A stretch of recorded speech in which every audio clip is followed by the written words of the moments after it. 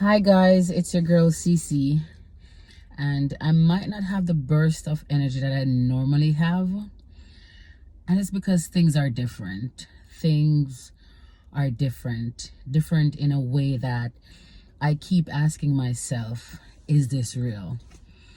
New York is now the new Italy. I remember a few weeks ago when I was watching the news and it was all about Italy, and you saw 400 deaths today, 600 deaths tomorrow, 900 deaths the next day. And, it felt like something that you would see in a fiction movie, but it's real. I'm living in a city now where it's like people are condemning this city. It's like the plague is in this city. I'm living in New York City. And yesterday alone, 341 on April Fool's Day, and I wish it was a prank. We had 243 deaths, I think, or 273. Don't quote me on that. I totally forgot what the exact figure is. So an approximation of the deaths that we received yesterday, or that we had yesterday, was say 280. Come on, this is scary. And I can't say enough that until this thing really hits you, then you probably won't understand. But, I see people pleading and people begging, guys, you have to take the necessary precautions. But understand this, while people are condemning New York, and I kind of feel it to my core, because this is a city where, people want to come. New York is never out there begging anybody to come here. We don't even advertise New York like that. You understand me?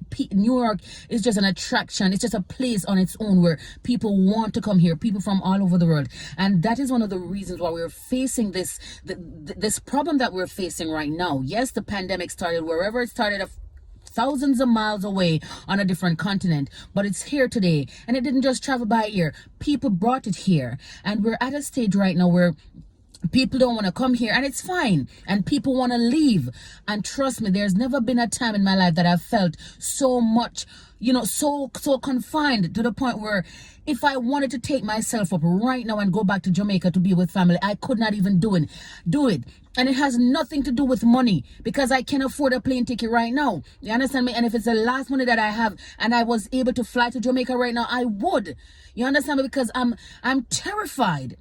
Like, it's so close to home, and then I have to be out here every, Mondays to Fridays. And while I don't work directly with patients, I still work in a healthcare facility, and I'm still out there. I try my best to let it be from home to work and probably the grocery store and then back home. And I try to practice my my little routines. But at the end of the day, how careful can you be? And how hard it is not to panic when you see that, Brooklyn, Queens, Bronx, and everywhere having these high death tolls. Like, it makes you wonder.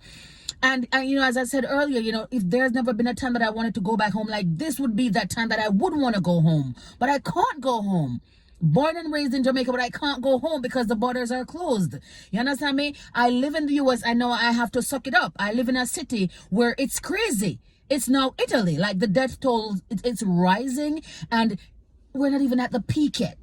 We're not at the peak yet where we could get to the point of thinking that, hey, we're going to flatten the curve next month or so. We're not even at the peak yet, and it's scary, because New York alone has over 60,000 cases. How can you not wonder? How can you not worry? And when we're supposed to practice social distancing with a culture and an economic built up like New York, it's kind of hard. Because how are you going to practice social distancing when you have 5, 6, 10 people living in an apartment, a 2-bedroom, a 3-bedroom? Understand me? And it's not because people are stingy and people don't want to spend. This is how New York is. This is how most New Yorkers have to survive, because the rent here it's absurd. It's ridiculous. But hey, you don't want to live in a shelter, you don't want to be homeless, then you're going to try to come together, combine resources, and then you're going to put all that money together and you're going to pay a rent. And hey, you have this many people living in an apartment. Come on, there are going to be people like myself who are essential workers. We're considered essential workers, so we must go out there and we have to do what we have to do. We have to make ends meet. And then I'm at risk when I go out there, and then everybody in the household is at risk when I come back in.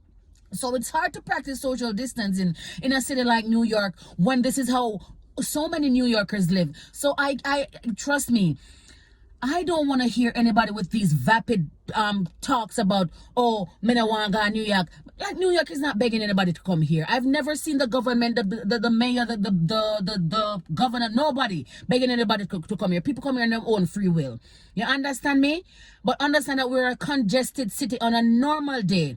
And New York is a sanctuary state where people immigrants come here because they feel safe. And this is one of few states where you can come and you don't have papers and you can still work and you can still make a life and you can still make a living. And you understand me? You can go back wherever you come from and you can send money wherever you come from and you're not defined or condemned by your immigrational status.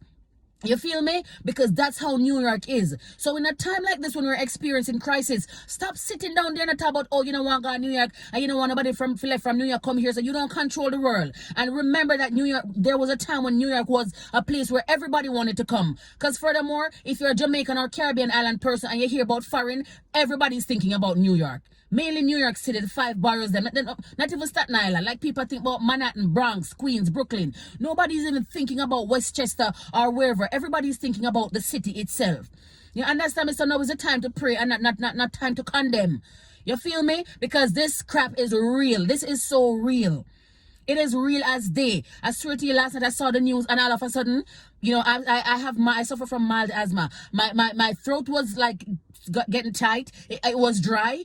My eyes started itching. I had a headache. I had every symptom last night except the pain and the ache. And I know it was a period of paranoia. Because at this time, how can you be so pragmatic when you see all of this happening around you? But at the end of the day, New Yorkers, we have to keep strong. We have to keep strong. And now is not the time to condemn us. Now is just the time to pray for us. As I said, honestly, I wish I could just take a break and go back to Jamaica, go relax. And if it knows that I'm going to get this serious personally, I'm not telling a lie.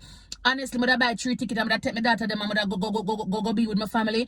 But hey, you know, life goes on and I have to do what I have to do. You know, pack up yourself and go back to Jamaica at the end of the day. You come back and have no to live. You know, life is where it is and we have to live it, guys. We just have to be careful. And now is not the time for condemnation. People are living how they can live best. Understand me that the social distancing is hard to practice, especially in New York here. I know.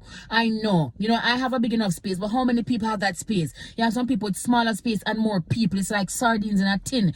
You have to understand, it's not time to condemn. It's just time to pray. New York is honestly, like when I see the statistics for New York, I feel like I'm reliving what I saw, you know, for Italy and Spain a few weeks ago, guys. This thing is here. It's not going anywhere. No time for condemnation. Time to be practical and pragmatic.